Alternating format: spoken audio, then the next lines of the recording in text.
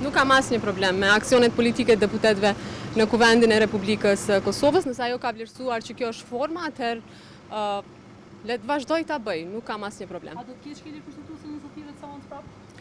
Këto i vlerëson gjykata kushtetuese. E rëndësishme është që të kemi marrëveshje politike për çështjen e presidentit. Mungesa e një marrëveshje na çon në zgjedhjet parakoshme, nuk bën asesi që vendi të shkojë në zgjedhje të parakoshme. Është e rëndësishme që të fokusohemi të gjitha partitë bashkë, pavarësisht çfarë ndodhi sot në Kuvendin e Republikës së Kosovës.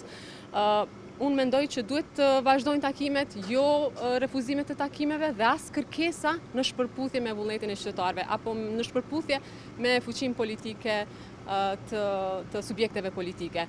Gjykata kushtetuese është ajo që interpreton veprimet në seancën e Kuvendit. Kushdo që mendon që kryesuesi i seancës apo kushdo nga ne e ka shkel kushtetutën, lirisht le të drejtohet gjykatës kushtetuese. Apo falni për LDK-n, po thoni në kërkesat me shpërputhje me vullnetin zgjedhor? Unë mendoj që kërkesat e LDK-s deri tani kanë qenë shpërputhje me vullnetin e qytetarëve të Republikës Kosovës, pra nuk mund të kërkosh diçka që s'ta ka dhënë qytetari.